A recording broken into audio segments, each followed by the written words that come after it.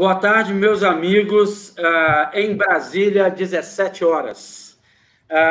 Mais uma quarta-feira, 5 horas da tarde.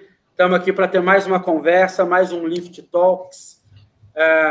Essa altura do campeonato, eu não sei se vocês sabem, quem está nos assistindo, é o nosso 11º evento ao vivo, Lift Talk. A gente está super feliz com esse número aí. A gente está passando de 15 mil visualizações somadas. Nem a gente achava que tinha tanta gente interessada em inovação financeira e tecnológica neste mundo.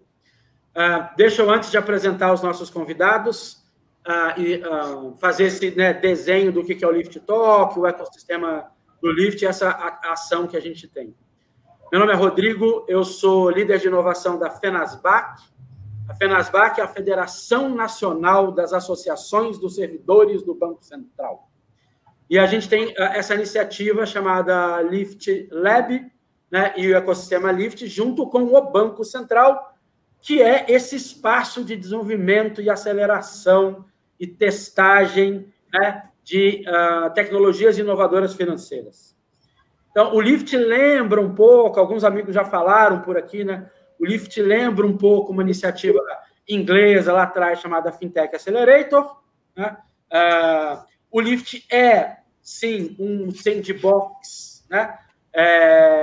Só que ele é um sandbox tecnológico, ele é um sandbox setorial, onde a gente traz esses projetos e acelera e analisa a tecnologia deles, a viabilidade de colocar eles em ação.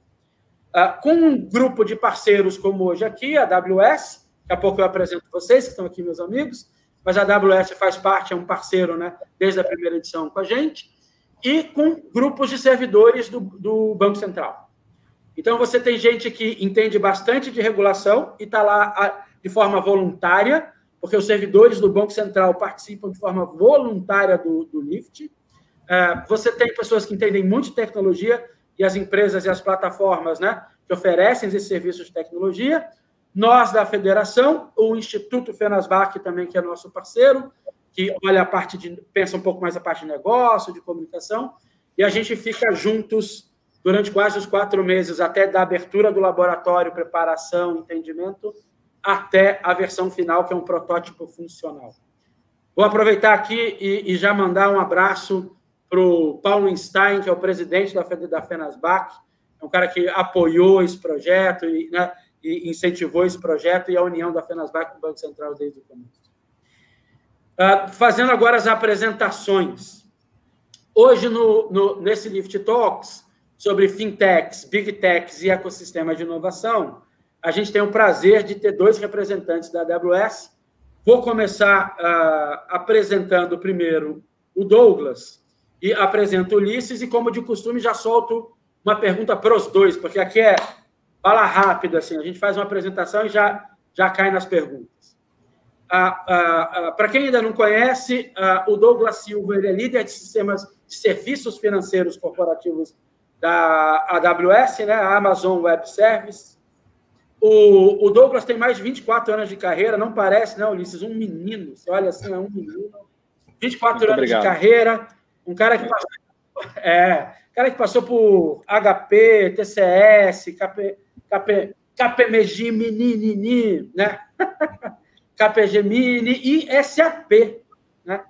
Sempre muito vinculado à parte de finanças, cara que já implementou, ajudou a desenhar, né? Desde Core Banking, o processo de depósito, empréstimo, plataforma de pagamento, plataforma de meios móveis, né?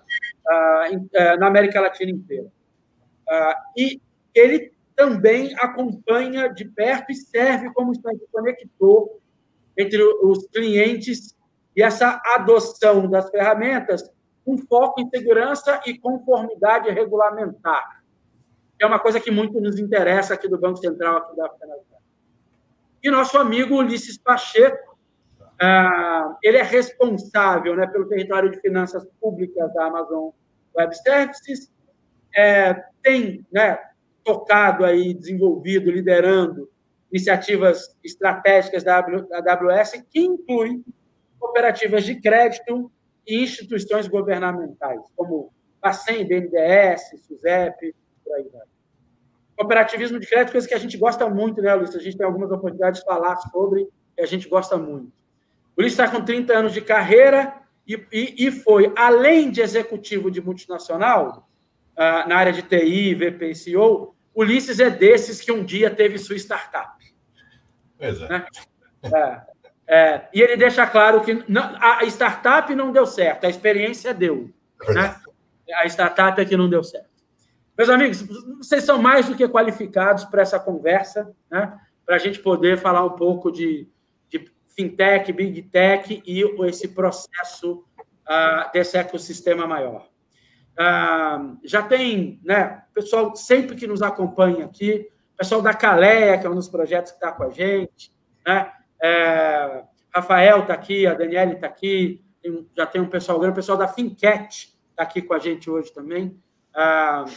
Começou o projeto com o nome de Lupatec, quem viu oficial, o projeto, né, mudou para Fincat, a gente atualizou. Lucila, super parceira, está aqui já dando um oi também, Lucila Simão, que é a diretora executiva do Instituto Fenasbar. Deixa eu só soltar a primeira pergunta para vocês, lembrando que isso é uma conversa e que as pessoas podem fazer perguntas e eu vou trazendo essas perguntas para a gente enriquecendo esse nosso papo. Começar assim, ó. A AWS parece ser parceiro de tudo que é inovação, chega uma hora que dá raiva.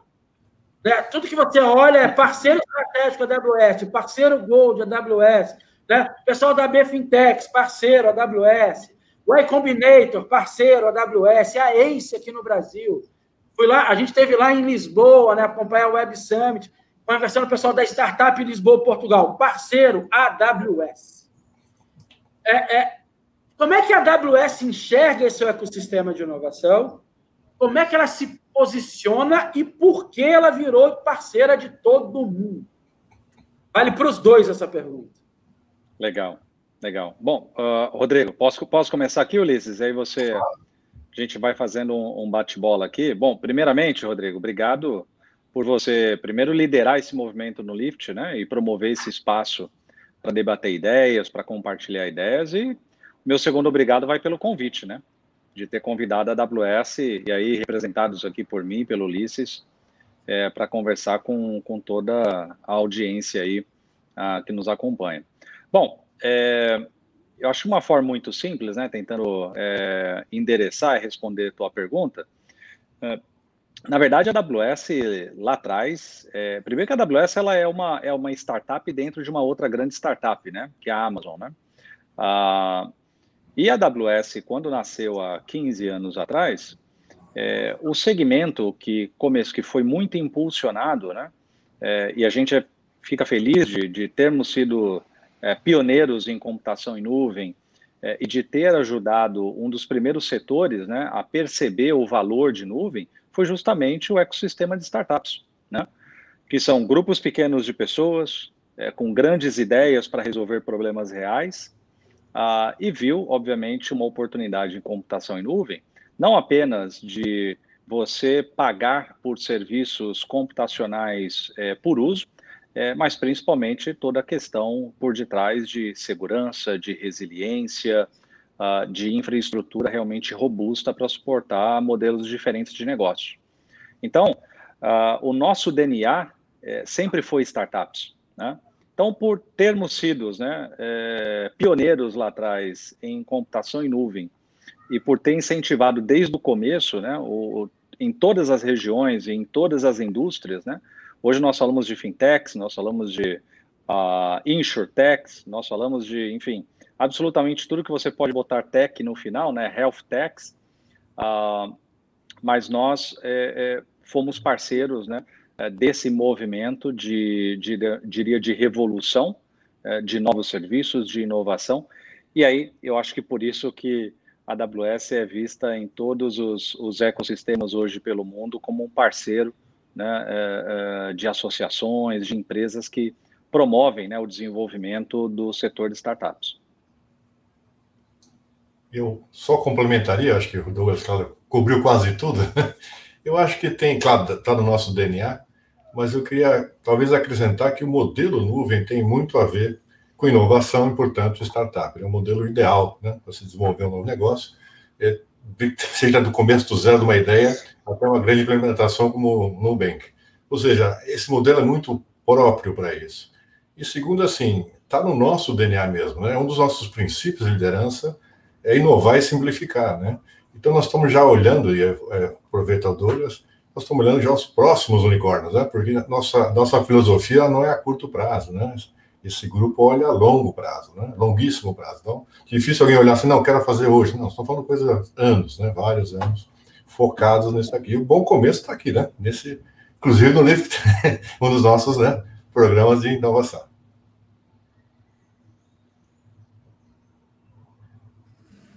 Bacana. A gente vai ter a oportunidade de falar do Lift, dos projetos que passaram pelo Lift. Aproveitar, nosso amigo Maurício Rodrigues está aqui, ele é CEO da Openbox, super projeto que teve ano passado com a gente. O pessoal da Livecard está aqui. Você vê que, né, pelo menos legal. Quem passou pelo Lift nos acompanha bem de perto, assim, gosta dessas nossas conversas. É bacana entender isso, né, e ver essa postura da AWS. E aí eu queria ter essa conversa já, né, o aspecto tecnológico mesmo, sabe, das fintechs. A gente sabe que o papel da tecnologia no setor financeiro está mudando muito rápido e de forma muito importante, né? Aonde especificamente a tecnologia tem tido mais impacto para os bancos, para as cooperativas de crédito e para as fintechs? A experiência de vocês, onde vocês têm visto a tecnologia fazer toda a diferença nesse negócio, nesse setor? Bom, primeiro que eu acho que vale dizer que quando nós olhamos todos os segmentos, né, da indústria financeira, eu acho que a indústria financeira sempre esteve na vanguarda tecnológica, né? Diferente de outros setores, onde tecnologia pode ter sido, ou até até hoje, né, é vista como uma ferramenta, né? No setor financeiro, tecnologia realmente é um habilitador de novos produtos. E sempre foi dessa forma, né? Eu costumo dizer que bancos são empresas de tecnologia que, por acaso, emprestam dinheiro, né? Mas são puramente empresas de tecnologia. Todos os bancos, né? Seguradoras, meios de pagamento, mercado de capitais, né? Super dinâmico no Brasil, com o desenvolvimento de novas corretoras, de novos modelos de negócio. E isso tudo vem sendo viabilizado nas últimas décadas por tecnologia, né? E viabilizar realmente modelos de negócio, viabilizar ideias, né? Eu acho que a tecnologia não é o ponto central, mas é um grande viabilizador.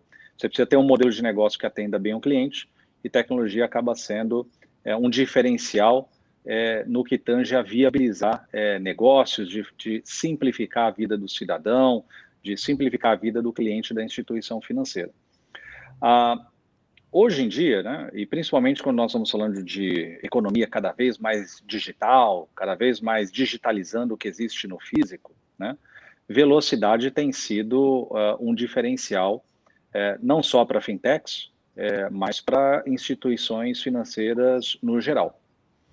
E no sentido de o que a tecnologia contribui com velocidade, né, eu acho que o grande diferencial hoje, né, de bancos digitais e instituições financeiras é realmente olhar para arquiteturas de aplicações cada vez mais distribuídas. Hoje, grandes instituições e médias instituições ainda têm, né, seus legados, seus sistemas legados, e hoje a grande dificuldade, né, que nós continuamos aprendendo com os nossos clientes é de que sistemas construídos lá atrás, né, naquele formato que nós chamamos de monolitos, né, ou monoblocos, isso na verdade, um freio para a inovação e um freio para a velocidade. Enquanto que, quando nós olhamos hoje a velocidade com que um banco digital lança novos produtos ou atende o seu cliente, consegue escutar o teu cliente lá na ponta, isso tem sido a fundação, né, desse diferencial, tem sido cada vez mais arquiteturas distribuídas. Então, acho que aí tem um diferencial importante, né, quando a gente olha no aspecto de tecnologia antes e hoje falando de economia digital. Eu só acrescentaria 2 pontinhos que eu acho interessante. a tecnologia tem um lado também de promover uma remoção de barreira de entrada, né? Ou seja, há novos players que talvez você nunca imaginasse que fosse entrar nesse mercado, com a questão até de capital, etc., né? Então, hoje eu vejo o sistema sendo tratado com mais concorrência. Do outro lado, o cliente também tem acesso a mais tecnologia, também está mais exigente. Então, tudo isso já leva... A tecnologia acaba fazendo ao contrário também com as fintechs e instituições financeiras, trazendo essa dinâmica muito maior, né? Se a gente falasse isso há 20 anos atrás, não teriam tantas mudanças assim. E um ponto que eu gosto de salientar, acho que vale para todas as indústrias, mas em especial na indústria financeira, são as tomadas de decisões, né? Quem trabalhou em banco há 20 anos atrás vai dar um crédito na base do será que olha o sapato da pessoa, enfim, endereço da pessoa. Agora, com esse monte de dados, esse monte de tecnologia que nós estamos falando, e tem vários projetos aí interessantes, de tratar o dado, que praticamente já existe, ou poucas coisas novas a serem adquiridas, para tomar decisão baseada em dados, né? E é uma coisa que a gente praticamente faz no nosso DNA também, é olhar como a gente pode tomar uma decisão mais acertada, aumentar a probabilidade de a gente acertar. Eu estou vendo bastante isso também nesse mercado, uma mudança séria em relação a, bom, como é que eu tomo uma decisão agora que eu tenho mais chance de acertar, e os dados estão aí, viraram um novo petróleo, como dizem, né? Sabe que eu, vendo o desenvolvimento de tecnologia, eu fico lembrando, para mim tem um marco, eu não sou dessa época, mas né, eu tive que estudar. Em 1950 teve uma coisa chamada ERMA, Electronic Recording Machine Accounting, né? Que era a primeira máquina leitora de cheque e fazer o processo de conciliação. Que além de você inventar a tinta magnética para, né, botar no cheque para ela poder ler, a culpa é dela ter número em conta, porque até essa época a conta era nominal, né? A conta era do Ulisses, a conta era do Douglas, a conta era do Rodrigo, né? E aí você em ordem alfabética. A máquina falou assim, olha, eu tenho muita dificuldade com isso aí, bota número 1, 2, 3, 4, e a gente passou a ter, né? Número de conta de agência. Né? Isso aí, isso aí. E parece... Mas e foi ontem, isso é 1950, isso é um nada, né? E ela veio muito rápido. E aí existem outras tecnologias, existem outras revoluções vindo a caminho na área financeira, e aí eu queria fazer uma pergunta ainda mais específica sobre os impactos de tecnologia, de novo, né? Para bancos, cooperativas de crédito e fintech. O PIX, o Sistema Brasileiro de Pagamento Instantâneo, que falado assim para o cliente, parece aquela coisa mais maravilhosa que tem, né? Eu vou poder passar dinheiro para você instantaneamente, sem pensar, sem nem saber, né, aonde você tem conta ou não tem conta. Tecnologicamente, ele às vezes parece um pesadelo, né? Pelo todo o nível de exigência, SLA, tudo que ele traz. Assim. Como é que vocês têm visto, né, o impacto específico do PIX, que é um sistema que vai ter que rodar 24 horas por 7, liquidar a transação e comunicar a liquidação, né, em no máximo 10 segundos? O que vocês têm visto aí? Bom, eu acredito o seguinte, né? Lá atrás, né? Essa já é da minha época, tá, Rodrigo e Ulisses, né? Lá em 2003, né? Quando entrou o sistema de pagamento brasileiro, né? O SPB, aquilo ali foi uma revolução, né? Eu me lembro que em eventos do setor financeiro, SIAB, etc., nós tínhamos visitas de bancos estrangeiros que queriam aprender como é que isso funcionava, né? Como é que era o tamanho, a sofisticação do sistema financeiro nacional, né?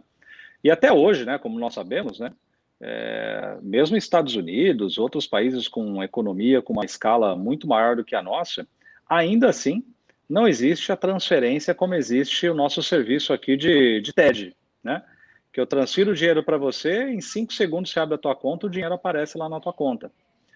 Então, por que eu estou fazendo esse contexto, né? Eu acho que a revolução que foi feita no sistema de pagamentos no Brasil em 2003, agora chega uma nova onda com o PIX, né? Eu acho que o PIX agora eleva o nível de sofisticação e de digitalização do sistema de pagamento realmente por um outro nível, né?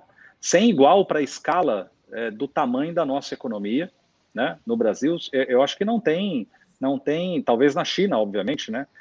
tem algum paralelo, mas não dá para comparar com nenhum sistema financeiro em nenhum país da Europa e também não dá para comparar com os Estados Unidos.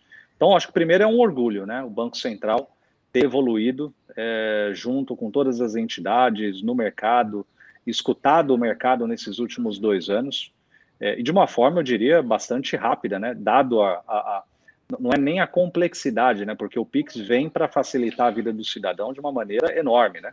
Imagina domingo, 8 horas da noite, eu poder fazer uma transferência para você e o teu dinheiro está na sua conta, né? Então, eu não digo nem sobre esse aspecto, né? Mas fazer isso e satisfazer, né, todo o setor financeiro, toda a sociedade, é um trabalho enorme, é um desafio grande. E eu acho que o Pix veio numa velocidade, acredito eu, até numa velocidade grande, né? Então, acho que o impacto para nós, como clientes também, né, de instituições financeiras, como cidadãos, é um impacto positivo e um impacto enorme. Eu estou super ansioso, né? Foi antecipado para outubro, né? O lançamento aí do Pix. Ou seja, daqui menos de 60 dias, né, já vai ser uma realidade. E eu estou super ansioso para começar a usar e começar a contar lá fora, né? Os nossos amigos da AWS, da Amazon, como é que funciona pagamento instantâneo no Brasil. Não é isso, Ulisses? É verdade, né? Eu concordo com o Douglas. O Banco Central tem uma visão bastante inovadora se comparado com os outros países, né? Com raras exceções, esse sistema de transferência automática, até exemplos na África, né? O M-Pesa por um SMS, ou o WeChat na China, enfim. Nós estamos nessa evolução e acho que é inevitável, de novo voltando àquele ponto que a tecnologia traz novas exigências dos seus clientes, né?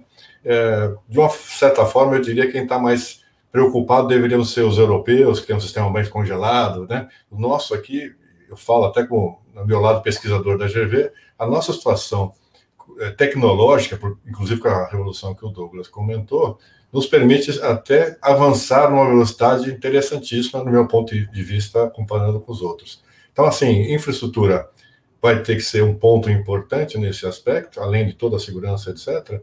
E para nós, que somos de nuvem privada, só tem a melhorar, né? Porque a flexibilidade necessária, a segurança, etc., a escala, tem muito a ver com a oferta que a gente faz, né? Muito ao contrário de ofertas mais, enfim, fechadas monolíticas, né? O sistema, como o Douglas escreveu, de microserviços, enfim, aproveitando toda a flexibilidade e a parte, vamos dizer assim, de adaptação a novas legislações, nem só PIX, né? Nós vamos falar de Open Bank, nós vamos falar de um monte de coisas que vão vindo aí, e isso permite que o sistema se adapte melhor, né? Cada pedacinho se adapte melhor.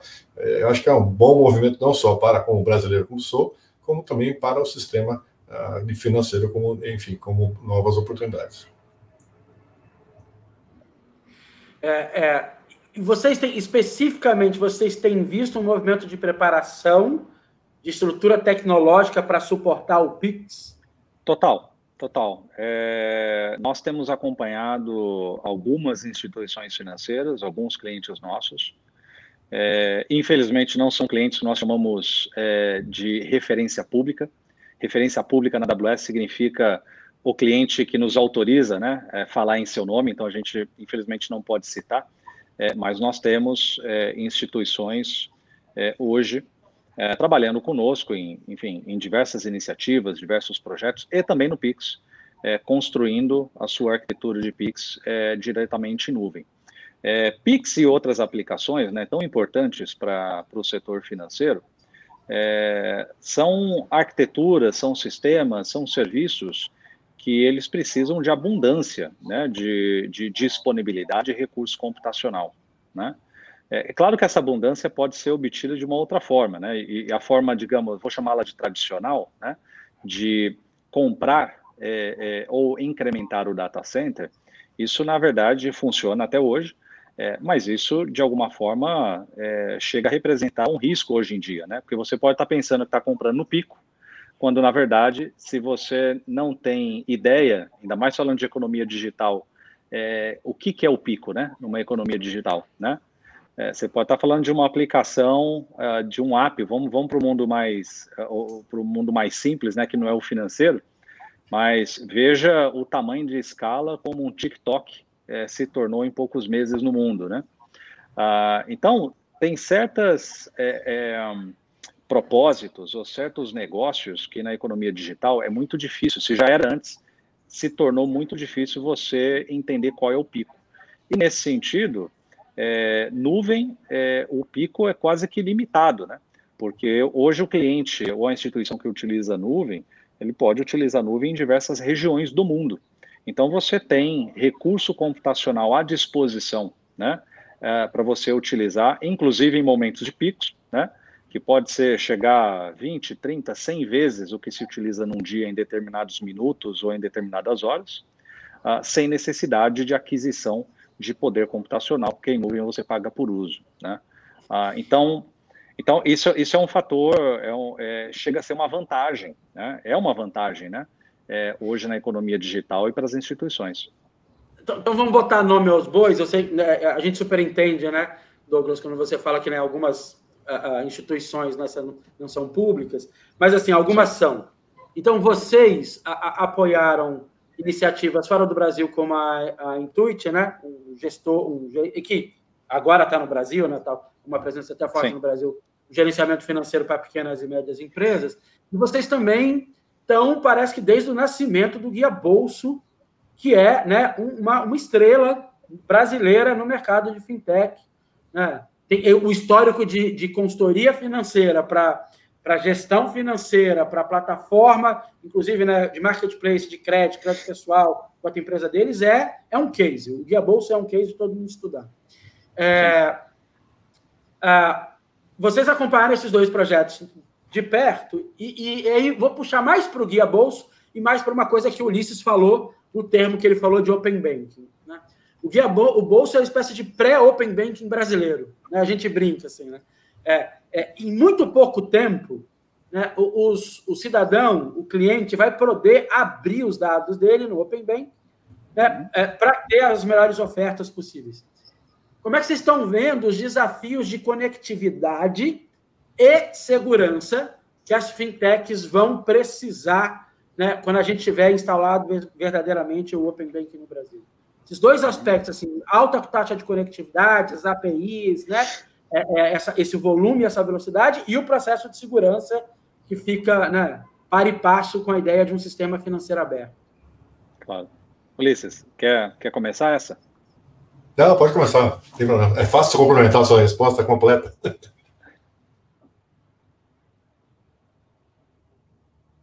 Acho que bem na hora que você falou que ele podia, eu acho que deu uma travada. Voltou. Voltou. Voltou, foi rápido. Pode começar, Douglas. Só complemento. Bom, eu acho que o primeiro desafio, tentando responder a tua pergunta, Rodrigo,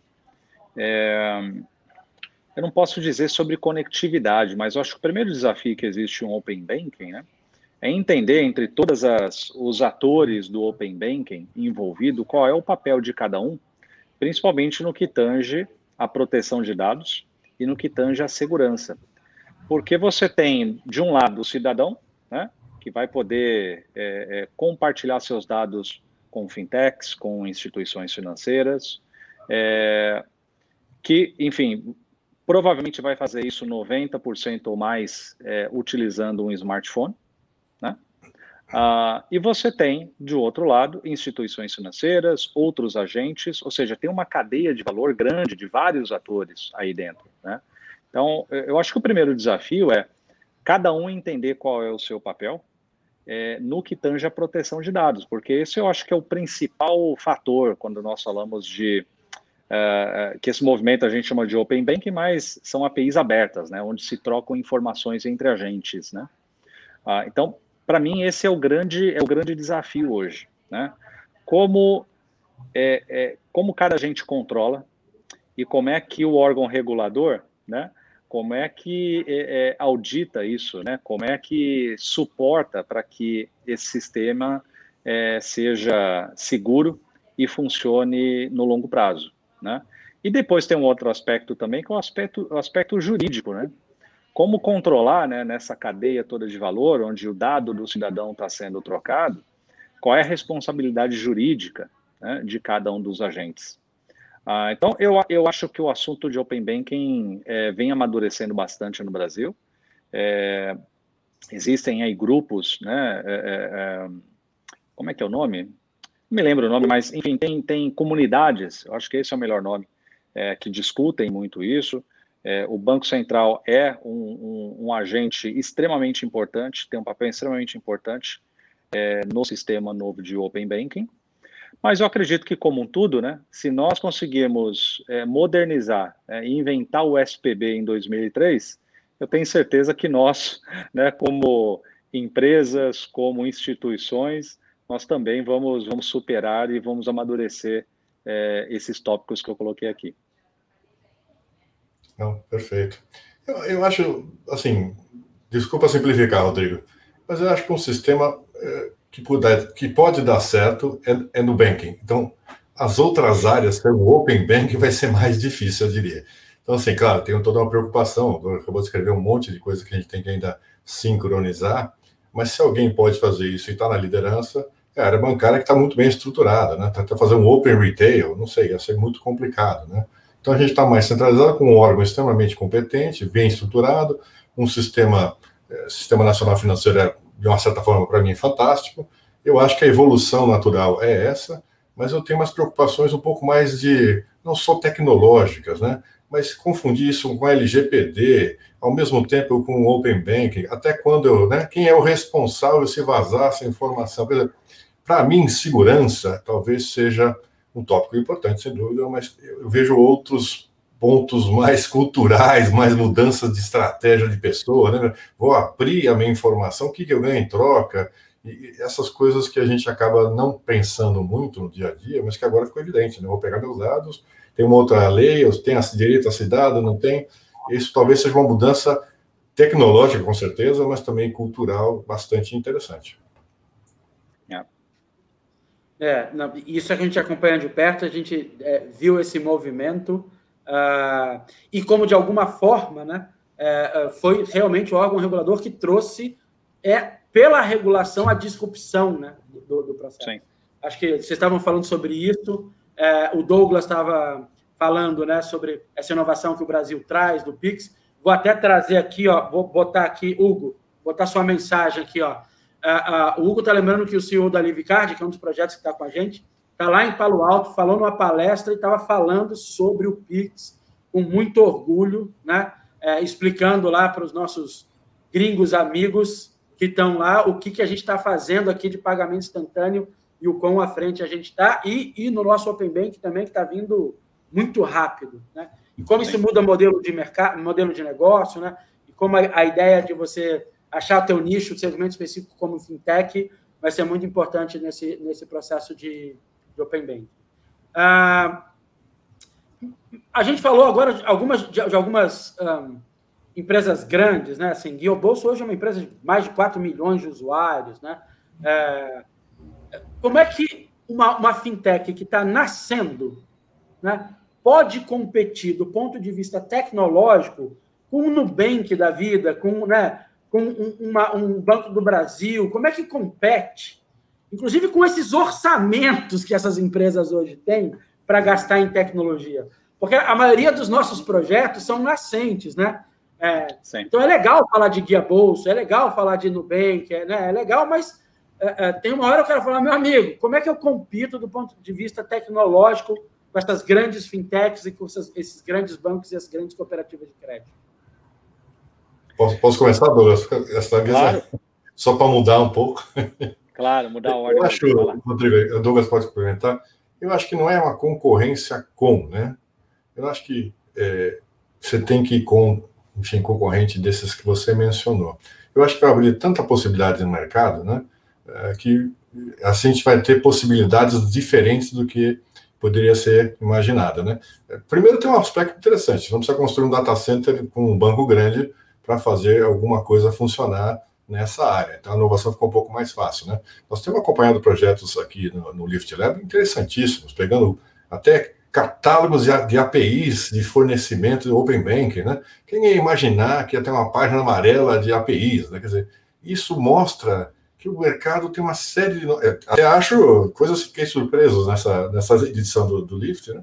Coisas que eu jamais imaginaria. Então, assim, eu acho que abre possibilidades, não para concorrer, mas talvez complementar, talvez criar novos mercados e, enfim, trazer um pinhão bem importante disso, né? Quem pensava em, sei lá, em guia bolso, né? Eu comecei a usar nos primeiros tempos, me chamavam de louco. Não, seus dados estão expostos, enfim. Eu acho que tem esse aspecto de novas soluções, novos mercados, novos produtos, que provavelmente não concorrem, né? Não acho que são diretamente enfrentando esse mesmo mercado, mas criando novas possibilidades. Não, eu acho que você tocou no ponto central, Ulisses. Assim, são tantas as necessidades, né, que nós temos, né? E nós que vivemos em grandes capitais, né, grandes estados, né, a gente acho que perde até um pouco a noção do que é de fato o Brasil, né? Quase 215 milhões de pessoas, né? Então, são tantas necessidades e que uma empresa só ou um grupo de grandes bancos não conseguem cobrir, porque são tantas possibilidades, né, e variáveis combinadas que geram outras oportunidades, que isso é um prato cheio para fintechs, né? E ainda bem, né? Ainda bem que tecnologia hoje ela é mais barata, ela é disponível instantaneamente, como é o caso de computação em nuvem, porque isso dá uma oportunidade para resolver gargalos, resolver problemas que estavam aí décadas, né? E que tem sido resolvido pelas fintechs. Voltando à tua pergunta, né, você falou assim, poxa, como é que uma fintech nasce hoje e concorre com o Nubank? O Nubank, até 6 anos atrás, ninguém conhecia o Nubank. O Nubank nasceu há 6 anos atrás, e hoje é uma fintech hoje que atende 25 milhões de clientes, né? Então, pensar que uma fintech que nasceu há 6 anos atrás, hoje tem 25 milhões de clientes no Brasil, primeiro que é um orgulho, né, dizer que isso foi feito por brasileiros, né? Então, isso eu acho que dá a dimensão do tamanho da oportunidade que tem no mercado e que, apesar de serviço financeiro, né, ser um serviço que se viabiliza em escala, né? Você precisa de escala, né, a longo prazo, né, para que o negócio seja viável, né? Não basta ter só uma boa ideia, você precisa de escala para acontecer, né? Mas está aí, Nubank é um excelente exemplo, Banco Neon é outro exemplo, Banco Inter, né? Não dá para citar todos porque a gente pode até ser injusto, né, de não citar um nome ou outro, mas tem vários exemplos, né, no Brasil de empresas que há 6 anos, talvez o Nubank seja o mais velho, né, vamos dizer assim, né, mas vários bancos digitais que surgiram, que hoje já estão numa escala de milhões de clientes, e que eu acho que o grande viabilizador realmente é o pensar no longo prazo e é pensar resolver um problema que existe e que ainda não foi resolvido. As empresas hoje nascem e têm uma grande chance de serem bem-sucedidas quando elas não pensam como é que vai concorrer com o Banco do Brasil, como é que vai concorrer com o Bradesco, o Banco Itaú, a Caixa Econômica. O pensamento focado no competidor é muito difícil. Hoje, em economia digital, você conseguir ir longe. Realmente, essas empresas são o que são hoje, porque elas começaram a partir de um problema existente do cliente que ela queria ajudar, né? Então, acho que o começo é por aí. Tenho certeza que deve ter várias pessoas aqui nessa audiência hoje, eles mesmos responsáveis por fintechs que estão nascendo hoje, que daqui uns 2, 3 anos, Rodrigo, você vai estar falando assim, né? Vai estar convidando alguém dessa audiência aqui, vai falar assim, poxa, conta como é que foi o segredo, 3 anos atrás vocês tinham 5 mil clientes, hoje vocês têm 50 milhões, né? É por isso, Douglas, entre outros motivos, que eu não dou bobeira e cito todo mundo que está aqui. A gente sabe, ó, né, aqui, o pessoal da Cult está aqui, a Bianca já deu um oi, o pessoal do Bank Hub, o Celso está dando um oi para a gente, porque a gente tem essa visão mesmo de longo prazo. Eu tive uma entrevista super bacana com o Antônio Marcos, do Sandbox Regulatório, do Banco Central. Ele falou assim, ó, o sonho dele é ele ver uma fintech nascendo de pesquisa acadêmica, entrando no Lift Learning, que é uma outra iniciativa bacana que a gente tem, né? Fazendo prova de conceito no Lift Learning, aplicando para o Lift Lab, entrando com prova de conceito no Lift Lab, saindo com protótipo funcional, indo para mercado, crescendo, chegar no momento que ela se coloca numa zona cinzenta regulatória, pedir para ir para o sandbox regulatório do Banco Central, da CVM, e aí a gente poder falar dela daqui a 5 anos, 10 anos, dizendo assim, vocês lembram de onde veio? Né? Esse vai ser um prazer na nossa vida. Acho que o outro, e aí até reforçar um pouco a fala de vocês, acho que uma das funções bacanas que o Lift Lab faz é mostrar que a AWS, a IBM, a Microsoft, a Cielo, a R3, a Multiledger, a Celi, nossos parceiros, né? A escalabilidade da solução é igual. Né? A solução, o nome da solução é a mesma. Né? É a habilidade do modelo de negócio e o saber usar, e uma parceria, né, de entendimento de vocês, e um trabalho que vocês fazem super bem, né, que faz muita diferença, né, no modelo de negócio, e não exatamente o quanto você tem para gastar hoje na solução tecnológica. Mas, legal, vamos continuar aqui. Acho que eu citei, se não todo mundo, quase todo mundo. Deixei de citar, super importante, tá bacana aqui. Pessoal de cooperativismo de crédito, Cicobi Credit Citrus está aqui. Claudemir dando um oi para a gente. Tudo bom, Claudemir? Bom que você está aqui hoje. A gente já está com um pessoal bacana. Deixa eu lembrar algumas coisas. Primeiro, a notícia ruim que eu sempre dou. Já tem 40 minutos dessa conversa. Essa conversa tem 1 hora. Então, eu sou mó estraga-prazeres mesmo, assim. Eu aviso, gente, está acabando. A outra coisa é legal que vocês usem, eu estou lendo aqui, né, os comentários, é a hora de vocês fazerem perguntas para a AWS está aqui, esse é o momento de fazer perguntas boas, bacanas e difíceis para eles, se vocês acharem que pergunta difícil cabe, manda ver. Então, esse é o momento de perguntas, e você está assistindo a gente e ainda não assinou o canal? Assina o canal. Clicou em assinar, amigo, aparece o sino do nada, clica logo nesse sino, para você ser avisado toda vez que a gente vai conversar. Então, é importante para a gente essa audiência. A gente está chegando perto de 1.000 assinantes, uma coisa também que a gente nunca imaginou na vida. Tem quase 1.000 pessoas, né, que assinaram o nosso canal para a gente continuar essa conversa e se interessar. O Hugo fez um comentário bem legal. Hugo, eu vou te publicar teu comentário de novo. Dizendo, inverteu, né, o processo. As fintechs mudam esse processo, né, de grande banco apresentava serviço, agora a fintech apresenta serviço. Ele olha a necessidade mais rápida, né, e tem. Tanto é que várias corporações hoje falam de mentalidade startup. Né? O pessoal fala a mentalidade é de startup, não me interessa meu tamanho. Que legal. Está aqui o Paulo Roberto dizendo que a SAS trabalhou com o conceito de catálogo de API, por coincidência usaram a AWS. Paulo Roberto, ele estava te citando, Paulo Roberto, você não entendeu. Né? SAS foi do ano passado, né? Que estava com a gente também, bem legal. Vou continuar um pouco nossa conversa. Assim. A gente falou de Nubank, né? E a gente sabe que tem uns desafios tecnológicos super grandes, e que vocês, né, assim, Guia Bolso, Nubank, tem um pessoal de fintech que vocês atenderem que a gente sabe. Mas eu vou fazer uma invejinha aqui agora. A AWS americana, ela tem uma área especial de fintech, né? Chama AWS Fintech.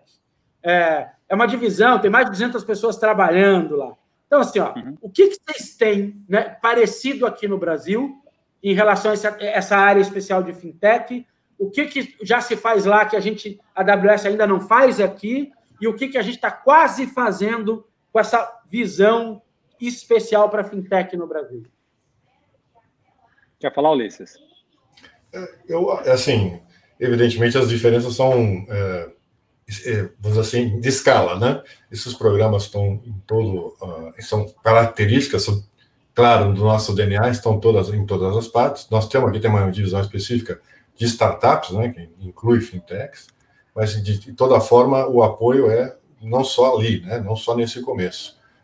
A gente faz um approach de longo prazo, né? Por exemplo, no Lift Lab, a gente começa conversando através do Lift e continua, né, a jornada inteira, né?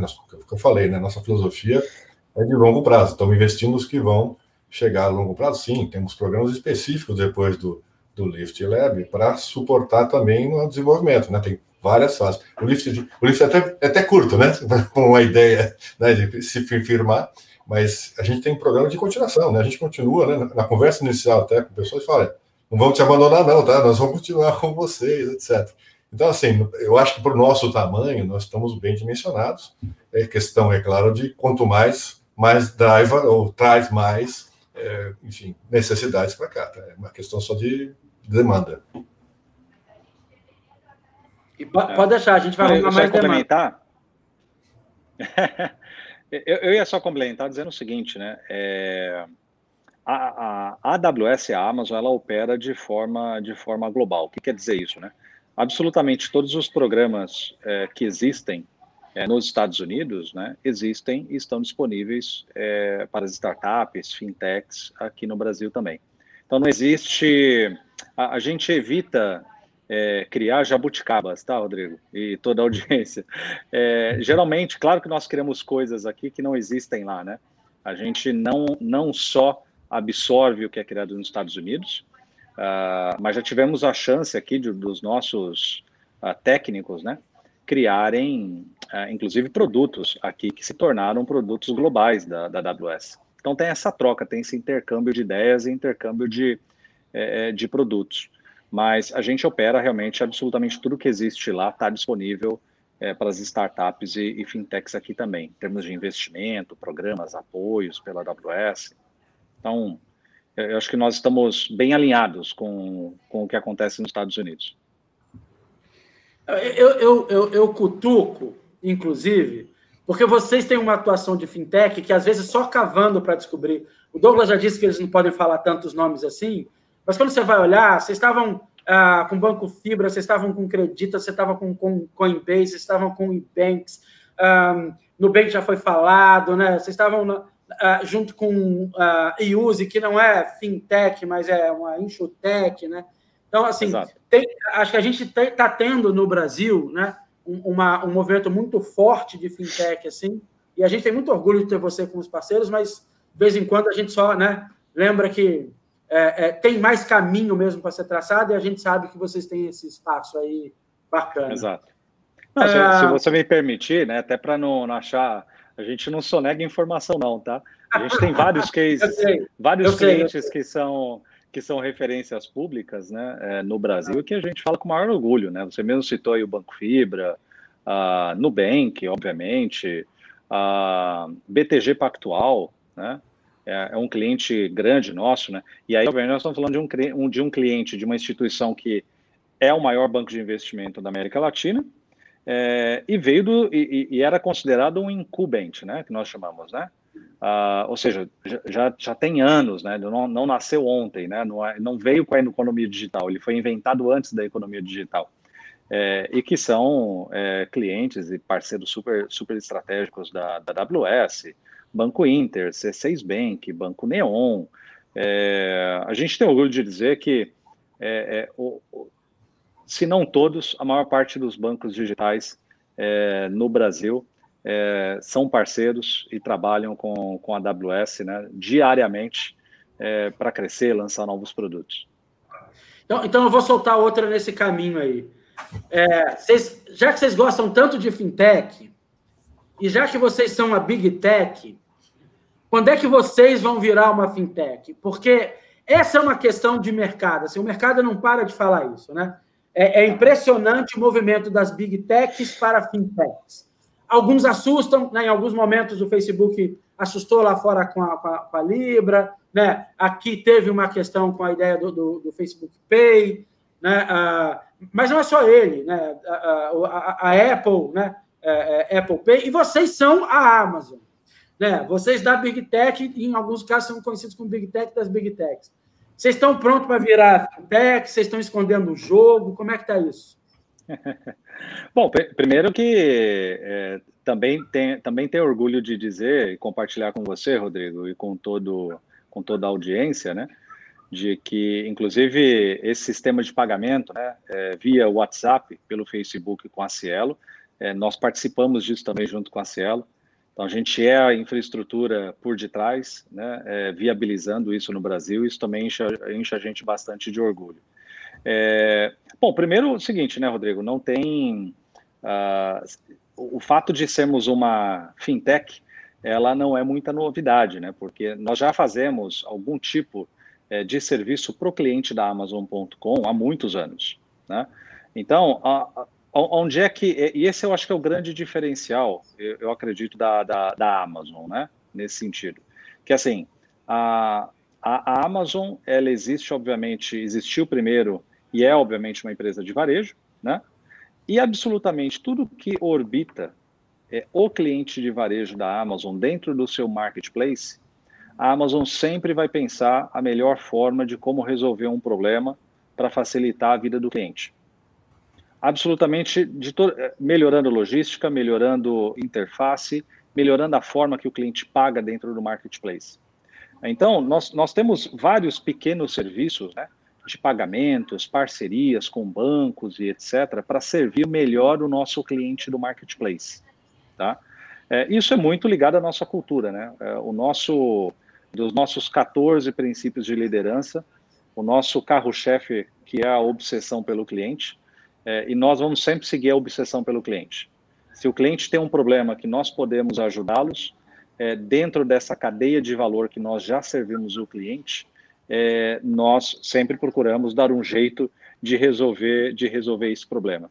Mas o que a gente, de fato, tem sido no mercado financeiro, e aí seja no setor privado ou seja no setor público, o que nós temos sido realmente são parceiros tecnológicos dos bancos, das seguradoras, dos meios de pagamento. Maravilha, maravilha. Acho que eu não estou aqui a lá Sérgio Malandro, mas sabe aquela pergunta, o povo quer saber, né? Claro, fica à vontade. A verdade é essa, as pessoas gostam de saber. A gente está começando a namorar com o fim da conversa, o que é uma pena, né? Eu vou já pegar uma pergunta que a gente estava aqui, a Anne Gonçalves, né? É uma pergunta de 3 horas, Anne, mas eu vou pedir para eles responderem curta. Quero saber o seguinte: de forma geral, em relação ao desenvolvimento, com que tecnologias vocês trabalham especificamente, ou cada serviço é um caso separado? Mas para a fintech, o que vocês têm oferecido, o que as fintechs têm usado bastante de serviço da AWS? Uhum. Bom, realmente eu vou tentar dar uma resposta curta, tá? Porque o assunto ele pode ser extenso, né? Bom, primeiro, né? Hoje a AWS ela é uma plataforma, né?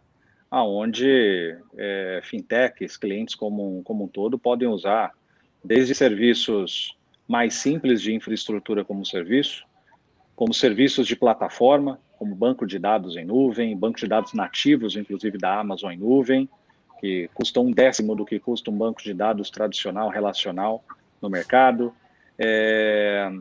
Serviços e aplicações para analytics também, nativos da Amazon, serviços de machine learning, inteligência artificial, isso como plataforma.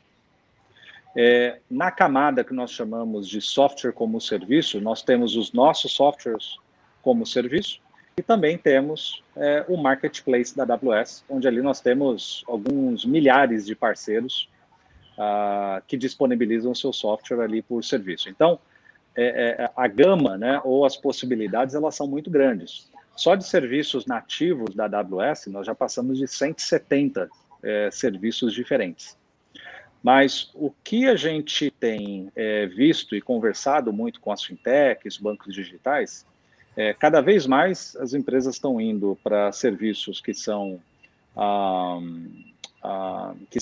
open source, primeiramente, né? Então, tem muitas empresas utilizando, por exemplo, falando em banco de dados, né? Muito MySQL na AWS. Os nossos produtos, que são bancos de dados da Amazon, inclusive, muitos deles são baseados em MySQL, justamente para não criar nenhum tipo de lock-in. A filosofia da AWS é que o cliente vai continuar usando a nossa plataforma enquanto ele estiver satisfeito com a nossa plataforma e não porque ele tem um lock-in. Então, os nossos produtos, cada vez mais, eles são open source. Tá? Legal. Outra coisa que tem usado muito são Kubernetes, containers, aplicações, de modo geral, distribuídas, e principalmente nós chamamos de serviços que são serverless, né? Que são serviços que o cliente não precisa se preocupar com provisionamento de infraestrutura, ele usa esse serviço através de uma API, e toda a infraestrutura necessária para devolver o que o cliente está pedindo, o que a API vai devolver, isso tudo é gerenciado pela própria Amazon. Então, acho que esses são os aspectos mais importantes de desenvolvimento, eu acredito. Legal. Deixa eu pegar uma mais específica, então, que isso aí que é do Luiz. Como é que vocês veem, né, as tecnologias que podem ajudar os novos players de crédito a quebrar essa atual barreira de concentração bancária e melhorar a competitividade de crédito? Que tecnologias estão sendo usadas, né, para esses novos players de crédito? Eu acho que essas tecnologias que eu acabei de mencionar, né? Cada vez mais containers, cada vez arquiteturas, né? Não é só uma tecnologia. A arquitetura, obviamente, compõe vários ingredientes tecnológicos, mas arquiteturas distribuídas, né? Por que arquiteturas distribuídas, né? Porque, obviamente, você não tem um ponto só de falha, primeiramente, né? Que é o que arquiteturas monolíticas, né? Como a gente costuma dizer no mercado, tem. Então, se você tem um problema numa aplicação, aquele monolito inteiro ele fica indisponível para o cliente, enquanto numa arquitetura distribuída, baseada em microserviços, por exemplo, né, só para ficar nesse exemplo, você tem uma resiliência muito melhor, né? Então, o teu nível de disponibilidade é muito maior para o teu cliente final. E a aplicação ou arquiteturas distribuídas em escala traz uma velocidade para atender o cliente que não dá para comparar com o que acontecia anteriormente. Para ficar também no exemplo simples, né? Hoje nós temos fintechs, bancos digitais, que hoje conseguem colocar em produção, né, cerca de 50, 100 modificações por dia. Isso é impensável no mundo, digamos, mais tradicional, né? Instituições financeiras têm aquela janela de produção de uma vez por mês, né? Ou até mais do que isso, né? Hoje, por uma questão de combinação de abordagens como o DevOps e com arquiteturas distribuídas, o nível de velocidade de resposta, seja para promover melhorias, para lançar novos serviços, features e etc., é exponencialmente maior do que acontece numa arquitetura mais tradicional. Então, eu acho que essa é a base, né, tentando responder a pergunta aí, eu acho que essa é a base tecnológica, eu digo até do ponto de vista de modelo, né, de como responder à necessidade do cliente, que empresas de créditos vão precisar. Posso só dar uma olhadinha que eu acho interessante. Bora. A parte de crédito, com essa arquitetura, por exemplo, serverless que ele comentou, ou seja, não tem servidor, os custos são muito interessantes. Isso cria um custo de crédito mais baixo, da qual provavelmente um banco maior não se interessa. Então, essa inclusão financeira atrelada à social vem muito a calhar com relação, por exemplo, a cooperativas de crédito, baixando o custo do crédito, sendo mais fácil de atender esse público. Então, os produtos também têm que ser coerentes com essa, com essa necessidade de custo e flexibilidade que o Douglas comentou. Então, assim, eu vejo áreas que não são até cobertas, né, novas oportunidades de crédito, né, seja, enfim, por alcance ou por até novas filosofias de empréstimo, né, peer-to-peer, né, hoje existem plataformas que você oferece para o cara do lado que você nem conhece, ou até as cooperativas atingindo um outro mercado. Eu acho que isso tem muito a ver com a tecnologia facilitando e viabilizando economicamente esse tipo de coisa. Bacana, o Luiz já está agradecendo a resposta, falou uma resposta exata, super feliz aqui com a nossa. Eu vou fechar com uma pergunta da Daniele, que tem a ver com essas migrações, né? Essa coisa de você não era, nuvem agora é, que é assim. E eu vou trazer eu vou complementar a pergunta dela. Então. Quais são os riscos para uma instituição financeira no processo de adoção de cloud, de nuvem? Essa migração de todos os serviços para a nuvem. Lembrando que instituição financeira odeia risco e o regulador gosta ainda menos dessa ideia, né? De perda de dado, de corrupção de dado. Então, quais são os riscos, né, nesse processo da adoção dos serviços em nuvem? Posso começar aqui, Ulisses? Vou tentar também dar uma resposta curta, tá? Porque... 2 minutos de resposta, assim, eu deixei o pior o pior para o final. Não, tentando simplificar ou tentando priorizar como responder, né? Porque a resposta ela é longa e complexa, né? A forma de mitigar risco de ir para a nuvem é você ter uma boa abordagem, uma boa metodologia de como fazer esse processo de migração. Porque o processo de migração ele tem várias etapas, né? Ainda mais para instituições financeiras, não é uma etapa simplesmente de arrastar e soltar, né? A aplicação na nuvem, mas tem toda uma etapa de preparação, de avaliação, de arquitetura do que existe hoje, do as-is, né? Como o mercado chama, olhar como isso vai se comportar no ambiente de nuvem, isso só para ficar no âmbito de aplicações. Ter uma avaliação, obviamente, de resiliência, de latência, ter uma avaliação do ponto de vista de segurança, principalmente do ponto de vista de segurança, é necessário fazer um estudo com a área de segurança e o provedor de nuvem para fazer um depara do que existe hoje de segurança fora da nuvem e qual é o arcabouço de novas funcionalidades e sofisticação de segurança que vai ser encontrado em nuvem para que também sobre o aspecto de segurança, serviços em nuvem sejam bem aproveitados. Se antes, há 5 anos atrás, segurança era visto como desconfiança em nuvem, hoje nós escutamos dos clientes e instituições financeiras que trabalhamos, né, que a segurança em nuvem passou a ser uma vantagem para a instituição financeira. Porque nós investimos, se tem uma área em termos de novas funcionalidades que a AWS mais investe é segurança, na frente de qualquer tipo de inovação. Assim, by far, não compete com machine learning, não compete, assim, é muito à frente o quanto nós desenvolvemos e sofisticamos segurança em nuvem, né? Então, segurança passou a ser uma vantagem, porque o que instituição financeira encontra de segurança em nuvem e pagando por uso, é infinitamente maior as opções e o nível de sofisticação. Tem um pedaço para responder, Rodrigo? Já perdemos. Você tem 1 minuto. Obrigado. Eu acho assim, para falar a verdade, eu acho que o principal problema é desconhecimento da nuvem, né?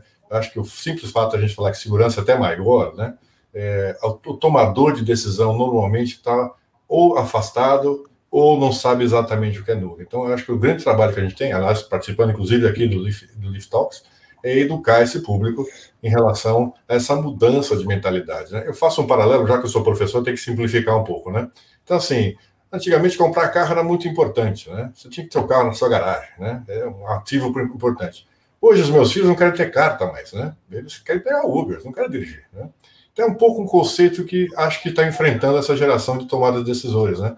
Eu quero ter o meu ativo a minha segurança, com outra relação assim, não, você não precisa ter, né? Você não precisa ter um seu gerador de energia elétrica e o seu lá, você pode pegar esse de um mundo chamado grid, né? Então, é um paralelo parecido que eu vejo aqui.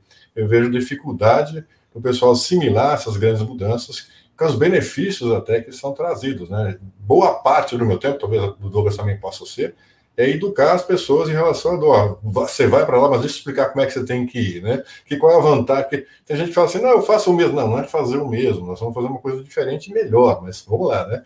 Vamos fazer juntos, né? O Paulo Roberto entrou na resposta aqui com a gente, falou adoção de nuvem híbrida, com SOC, né? Legal. Paulo Roberto, eu já ia parabenizar o Douglas e o Ulisses por não ter falado lift and shift, né? Na resposta. Não, isso é lift and shift. Depois a gente faz uma rearquitetura, né? Já ia fazer os parabéns para não ter usado o termo técnico, você veio corretamente com os termos técnicos. A Anne Gonçalves está perguntando como é que você vai ver quando vai ter live do Lift Talk. Anne, toda quarta-feira, às 5 horas da tarde, a gente está aqui, a não ser em casos fortuitos. Que a gente pulou mas quarta-feira, às 5 horas da tarde, nesse canal aqui da Fenasbac. Segunda notícia ruim, 1 hora e 4 minutos de conversa, né? Infelizmente, a conversa acabou. Felizmente, essa conversa fica para a posteridade. Quem não assistiu agora pode assistir depois. O pessoal que assistiu, que gostou, achou bacana, né? Pega o link aí no YouTube, passa para o pessoal do ecossistema de inovação, de startup, Eu deixei de perguntar um monte de coisa bacana, eu deixei de perguntar para a AWS, além dos $5 mil que vocês estão dando para todos os nossos projetos selecionados no início, né? Como vocês continuam essa jornada, não só com dinheiro, mas, né, com estrutura. A gente sabe, e todos os nossos parceiros têm essa pegada, a gente não discute só serviço, né? A gente vai discutir arquitetura, a gente discute modelo de negócio, né, dentro desse projeto, isso é bem bacana. O dinheiro é bom, o serviço é bom, mas não é só isso que é ofertado. Meus amigos, então, agradeço muito aí o tempo de vocês, o tempo investido, a presença de todo mundo, e vou deixar uma palavra final aí, sua, Ulisses, e sua, Douglas. Vai lá, Ulisses. Primeiramente, muito agradecido por ter a possibilidade aqui de, enfim, novamente contribuir com a informação o que é a nuvem, né? E como a gente está apoiando as fintechs, e dar uma mensagem positiva para quem está participando desses projetos. Eu nunca vi um país tão empreendedor, talvez, como esse. Então, é bom estar aqui, então, com essa turma. E agradeço a todos os projetos que nós estamos participando, que eu estou aprendendo muito, Rodrigo. Obrigado também pelo convite, por a gente estar aqui presente. Obrigado. Não, obrigado, Rodrigo. Só reforçando as palavras do Ulisses pelo convite. É sempre um aprendizado para a gente, né? Porque perguntas nos fazem refletir e quando nós estamos num debate, a gente também aprende, né? Então, muito feliz de ter participado e estamos sempre disponíveis para bater um papo e compartilhar ideias e experiências. Boa disponibilidade. Então, eu vou me despedir das pessoas, mas vocês eu te seguro mais 2 minutos, porque eu sempre fico com algumas perguntas aqui que eu não consigo não fazer, só não vou conseguir fazer por causa do tempo. Pessoal, muito obrigado. Vocês eu seguro.